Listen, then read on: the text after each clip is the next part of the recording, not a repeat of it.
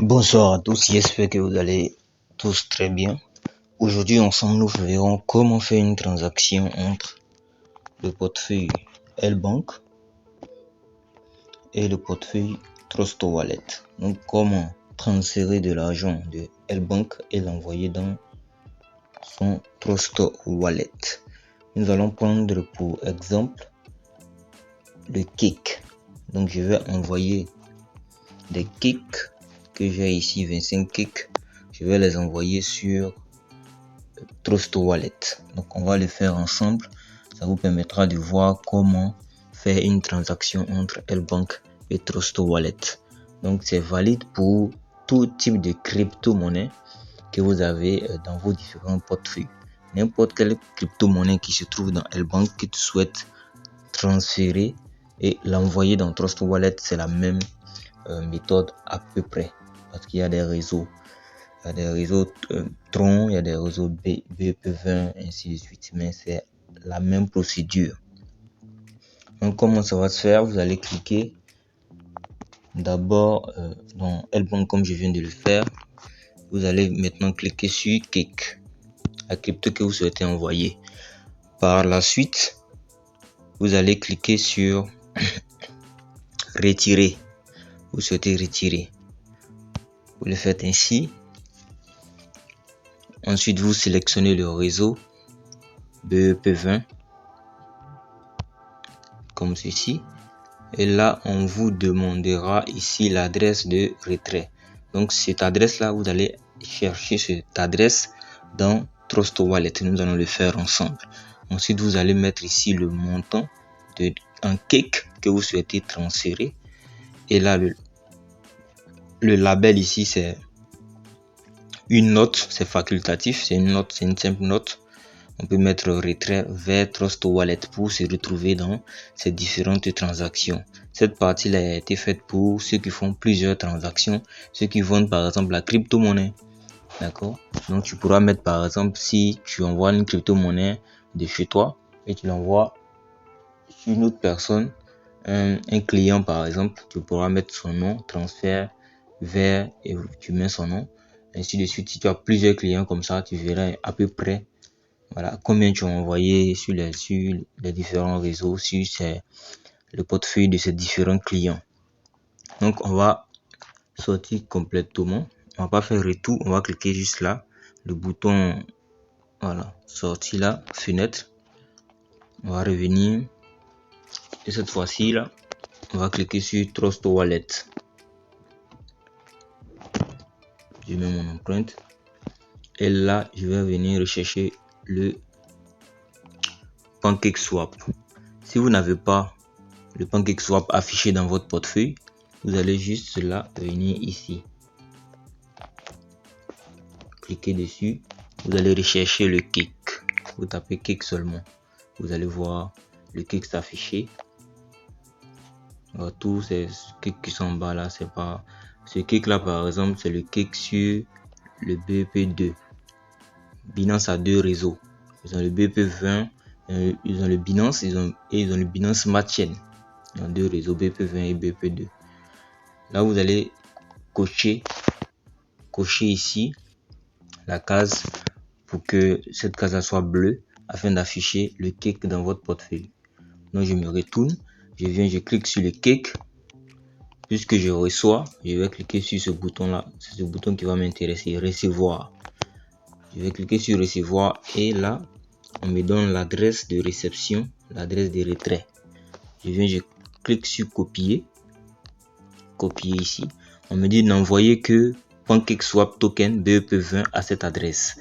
L'envoi d'autres pièces peut entraîner une perte permanente. Donc je viens là, je clique sur copier, c'est bien copié.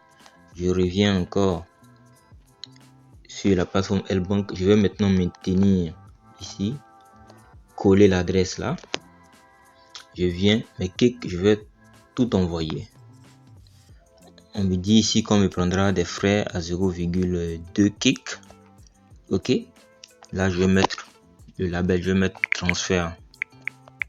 Ce n'est pas obligé, c'est facultatif vers Trust Wallet, mais c'est pour me retrouver. C'est très intéressant quand vous le faites ainsi. pour vous retrouver dans vos différents calculs, pour ceux qui font le calcul de la transaction, tout ça, et pour voir des traces, pour avoir des traces, c'est très intéressant. Quand tu reviens voir dans l'historique de ta transaction, tu sauras que tel montant je l'ai envoyé sur telle plateforme, ainsi de suite. D'accord, c'est très très intéressant. Donc je finis de mettre là et je clique sur retirer.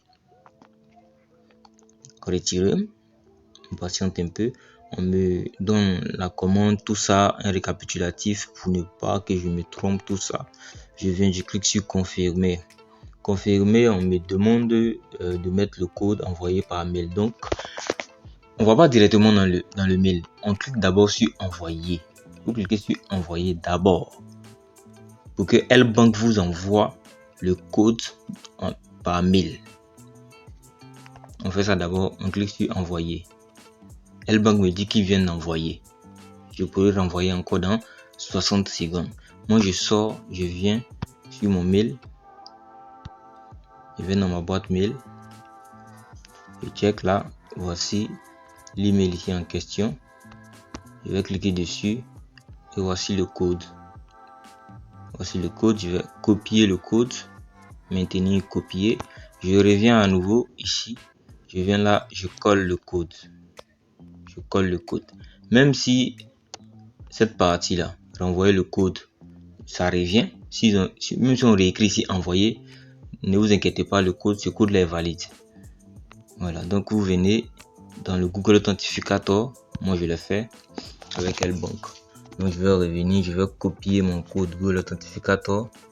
Je vais revenir là, je vais coller ce code et je clique sur confirmer très rapidement. On me dit la transaction, votre demande de retrait a été soumise avec succès. Je patiente juste.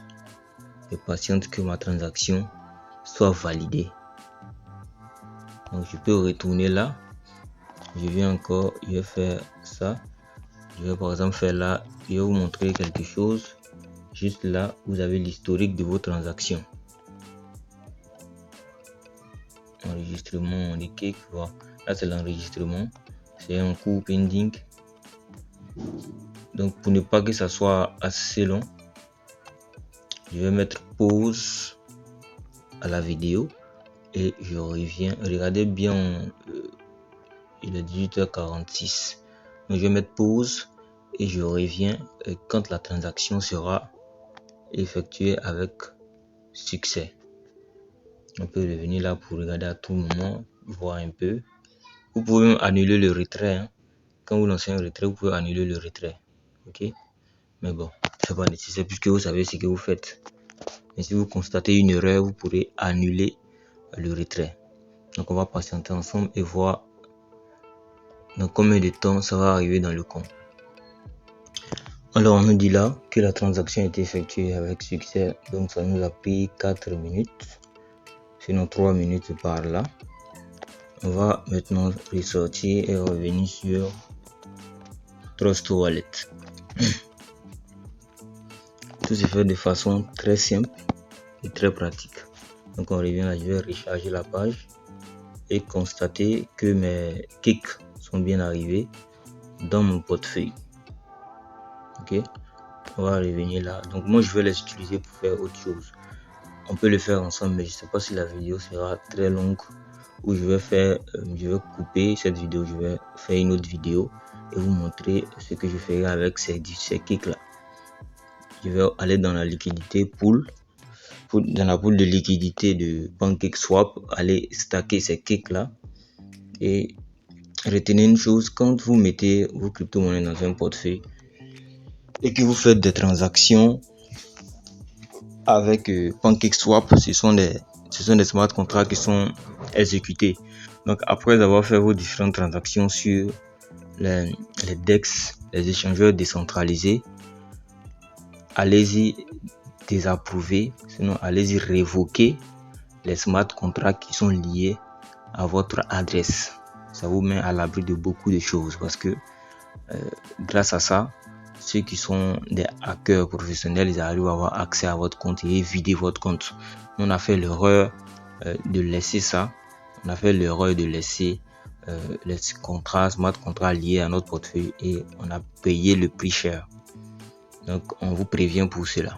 Donc, dans une prochaine vidéo, je vais vous montrer comment gagner des crypto-monnaies.